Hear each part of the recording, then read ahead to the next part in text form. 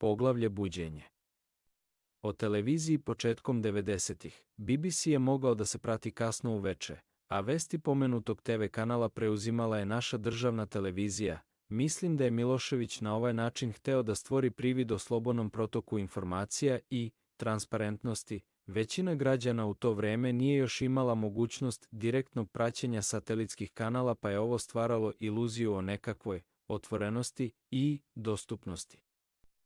Navod. Uniformu nisam imao jer je nisam ni zadužio. Napomena. Ovo me zavaralo. Mislio sam da će proći godine pre nego me pozovu na vojnu vežbu.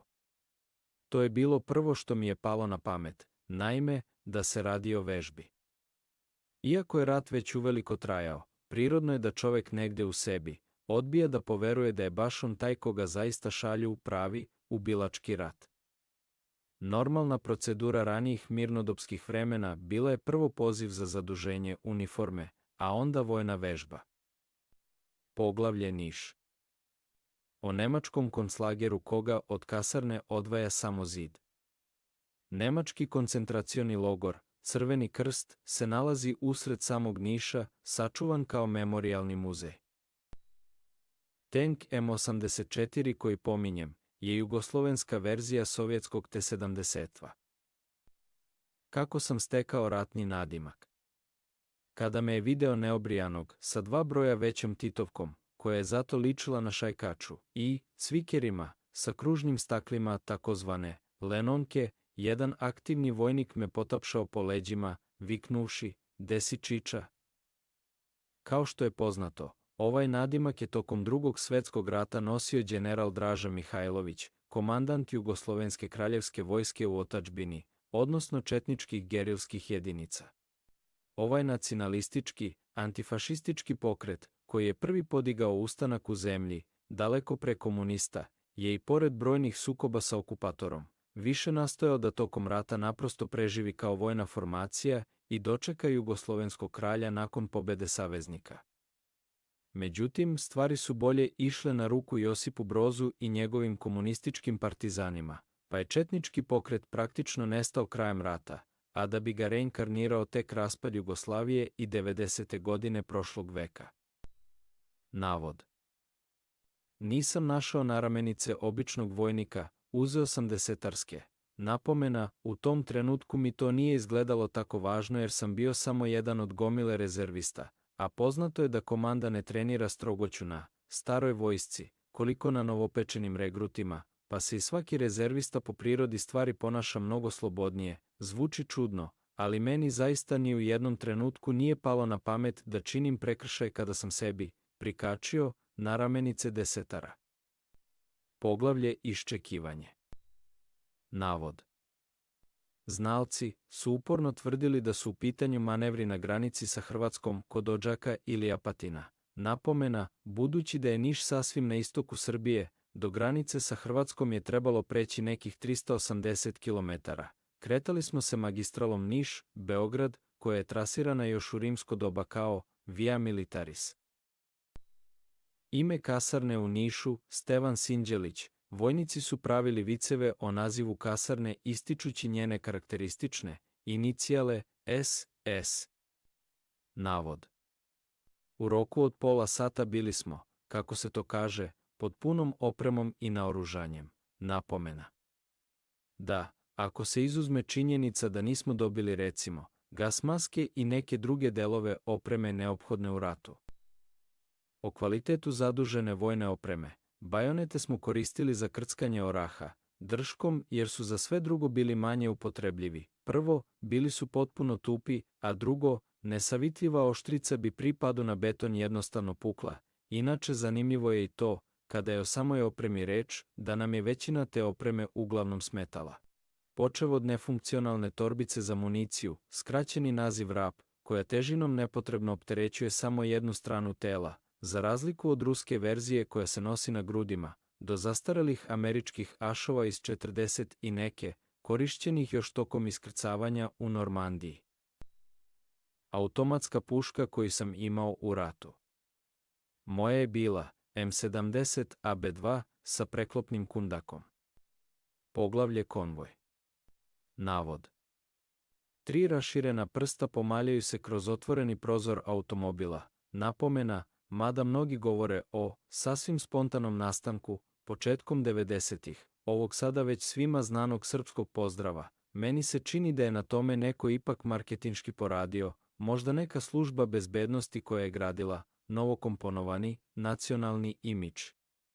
Jer, ukoliko se radi o simbolu broja 3, odnosno Svetog Trojstva, on je kod pravoslavnih hrišćana sasvim drugačiji. Naime, 3 skupljena prsta. U vezi doktrine o takozvanom bratstvu i jedinstvu, već sam nešto naveo u jednom ranijem objašnjenju, ovde samo o mostu. Veliki betonski most preko Dunava je, mislim, podignut negde 70. godina prošlog veka. Poglavlje preko crte. Navod. Nose kožne jakne, lovačke noževe i prastaro nemačko automatsko oružje. Napomena. MP40, u Jugoslaviji poznat i kao Šmajser. Jugoslovenska kopija ovog pištolja automata vidljivo se razlikovala po zakriljenom okviru za municiju. Oružje koje sam ja video imalo je prav okvir, što upućuje na originalno nemačko poreklo. Takođe je prisutan i MG34, u Jugoslaviji poznat i kao Šarac. Takođe masovno kopiran. Poglavlje moj prvi ulazak u dalj. Mesto našeg odredišta. Dalje, mala varošica na granici Hrvatske sa Srbijom. Ovo naselje je inače najpoznatije kao rodno mesto velikog srpskog naučnika Milutina Milankovića, čoveka koji je objasnio mehanizam ledenog doba. Svetski priznat na svom polju rada, poput Tesle na polju elektromagnetnih sila, Milanković je bio jedan od onih koji su mogli da dobiju Nobelovu nagradu za životno delo. NASA je nazvala veliki krater na Marsu po njemu. Šibica sa grbom NDH i natpisom na engleskom. Kao što je poznato, takozvana neovisna Hrvatska je tokom Drugog svjetskog rata bila na Hitlerovoj strani. Deo ustaških jedinica aktivno je učestvovao i u bici za Staljingrad. Ono što je moja generacija u doba Titove Jugoslavije učila o NDH, svodilo se na izjednačavanje ustaša i četnika, pri čemu su navodni izdajnici i četnici prikazani mnogo gore od ustaša. Pominjani su neki pojedinačni zločini, ali nikada i nigde nije izrečena reč genocid. Ni u jednoj čitanci nije pisalo o planskom genocidu nad srpskim narodom, o velikom i sistematskom istrebljenju u fašističkoj Hrvatskoj, pre svega srpskog, a potom i drugog, nehrvatskog stanovništva, u brojnim koncentracionim logorima koje nisu držali, za sve uvek okrivljeni, Nemci, već jedino i isključivo Hrvati. Pominje se cifra od 700.000 pobijenih Srba. Neki današnji istoričari u Hrvatskoj licitiraju sa, kako oni to kažu, jedva 70.000. Čak i kada bi bili u pravu, pa tu se radi o potpunom istrebljenju populacije jednog većeg grada.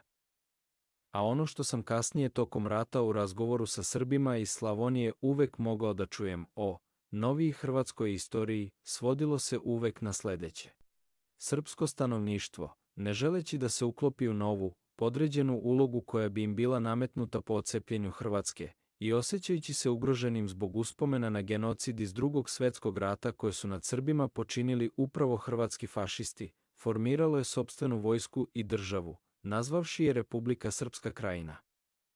Državu koja, nažalost, sve do kraja svog postojanja, neće steći i međunarodno priznanje. Uzgred, ja sam se u ratu nalazio na teritoriji samoproglašene samostalne autonomne oblasti Istočna Slavonija, Baranja i Zapadni Srem, koje će kasnije biti uključena u sastav Republike Srpske Krajine. Padom Krajine, više od 200.000 Srba postali su izbeglice, žrtve novog genocida, prebegavši na teritoriju Srbije.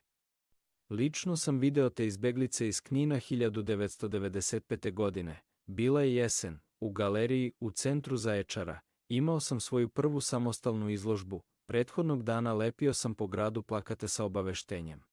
Izložbu sam nazvao Trag, a upečatljivi, naslikani vuk iznad teksta privlačio je poglede. Sećam se dvoje ljudi koji su mi tada prišli i koji su izgledali zapušteno, obrasli u bradu, poput kakvih klošara. Na sebi su nosili prljave dronke uniformi sa amblemima Republike Srpske Krajine.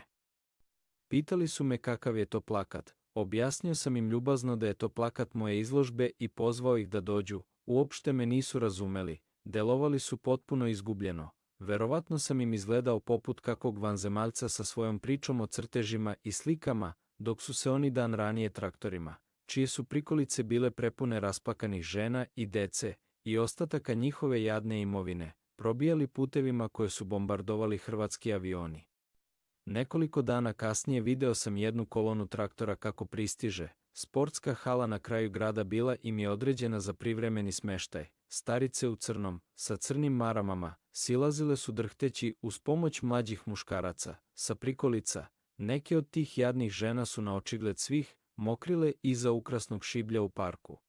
Delovale su potpuno raspamećeno. Dve žene su brale crvene bobice sa jednog žbuna razgovarajući o tome, za šta bi to moglo da se upotrebi. Izgleda da su u životu prvi put videle tu vrstu biljke ili uopšte nisu razmišljale o onome o čemu govore. Video sam potpunu dezorijentisanost ljudi koji su doslovno juče izgubili sve i sada su se obreli na sasvim drugom kraju zemlje, u potpuno nepoznatom okruženju. Bilo je mučno, sa svih strana čuo se uzdah i plač, romor glasova. Svi ti ljudi bili su jedna velika upaljena rana. Ponekad ozbiljno razmišljam o mentalnom stanju i kolektivnoj psihozi naroda na Balkanu i ne vidim razrešenje te horor priče. Navod. Od cele grupe rezervista sa kojom sam prispeo u Hrvatsku, prvi sam ušao u dalj, i to u vreme policijskog časa. Napomena, kada sam ljudima iz moje jedinice ispričao gde sam bio u toku noći, niko mi nije poverovao ni reč, naprosto su mislili da izmišljam. Poglavlje pogledna. Navod. Sparno prepodne je tiho oko se izuzme daleko bubnjanje artiljerije, pomešano sa zujanjem buba. Napomena, ako se ne varam u Tolstojevom Ratu i miru, postoji jedan pasus koji govori o toj nadrealnoj strani rata. O udaljenom fonu artiljerije, koji se meša sa zujanjem buba u neposrednoj blizini. Možda je to scena sa kapetanom Tušinom.